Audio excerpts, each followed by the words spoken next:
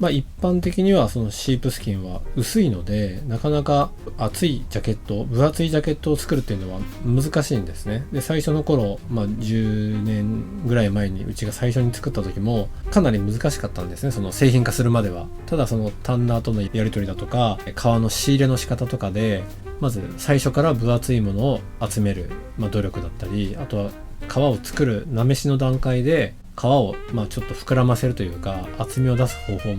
もいろんなのをトライアルして、たまに厚いのが取れるんではなくて、平均的に厚いジャケットが作れるように何度も何度も改良して、ある意味うちのシープだからこの厚みがキープできてるっていうところは結構大きいんですね。お客さんがシープイコール薄いと思ってるのは間違いではないし、世の中にはそういう商品の方が多いんですけど、うちがおすすめして気に入ってきてるのはこの分厚いシープスキンっていうところが大きなポイントです。牛革とか馬革はもともとがじゃあ 1.5 とか2ミリとか分厚いので、それを洋服に適した厚みにすくんですね。1.2 とか3とか。そうなると同じ厚みで揃えられるんですけど、シープスキンは薄いのは 0.8 もあったり1ミリもあったりで、うちの場合は上は 1.5 とか1.7 ぐらいのものもありますけども、でそうなるとばらつきが出るんですね。さっきの牛とか馬みたいにスコーってなると薄い方にある程度合わせないといけないですね。その平均的に出すには。でそうすると厚いジャケットが作れないので、うちの場合は仮に薄い革が仕入れに入った場合も全部厚みで一回分けるんですね。薄い革、すごく薄い革、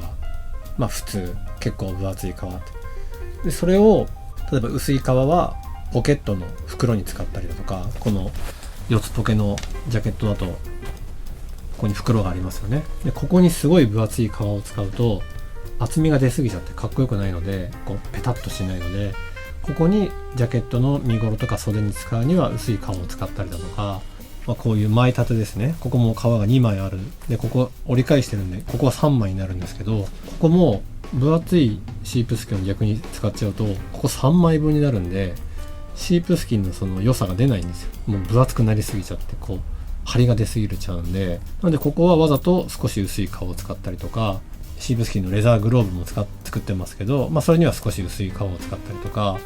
そういう適材適所で厚みも全部変えて、努力もあってジャケットには分厚い革をちゃんとキープできてたりとか、ジャケットのこの場所には厚いのが入らない方がいいからわざと薄いところを使ってたりとか、そういう、シープスキンを使いこなしてるっていう結果、うちのそのシープスキンの安定したジャケットができてるっていうのが特徴ですね。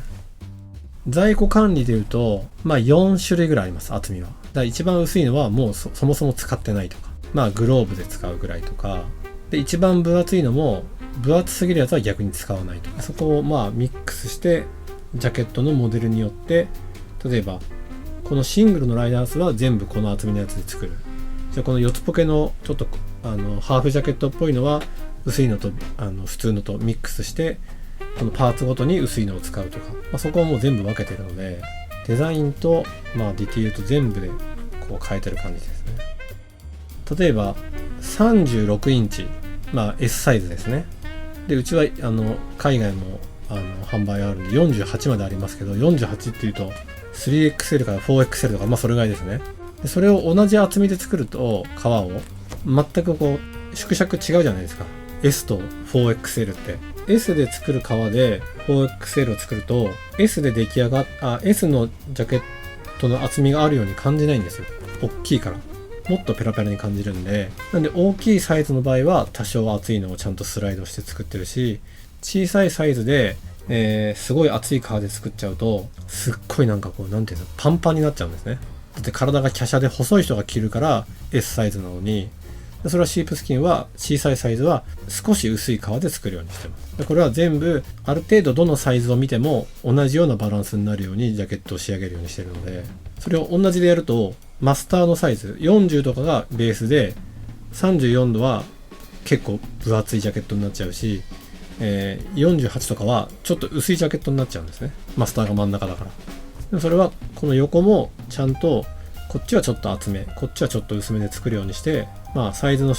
縮尺に対して厚みがある程度一定になるような感じに分けてますね。一番最初にシープスキン作った時は、僕ともう一人しかいないですから、パタンナーと。で、シープスキンって1枚が小さいんで、動物が小さいから。1着のジャケットを作るのにシープスキンって枚数がたくさんいるんですね。でそうすると、タンナーから買う時に500枚とか1000枚とか普通に入ってくるんですよ、皮が。でそれをまずうちは、普通だと 1.5 ミリの皮を 1.3 ミリにすけば、もうそれは工場に送るだけです。だって 1.3 ミリにすいてあるから、あとは裁断して縫うだけだから。うちのシープスキンの場合は、まず自社に入ってから厚み選定のために1000枚とかを全部ばらします。でその1000枚を4段階なり5段階の厚みに分けて保管して、その生産にのっとってその厚みに対して工場に出荷なり、自社で縫製する分は自社で裁断するっていう、この工程がこっちが想定している製品を安定して作る、工程の一つというかポイントですね。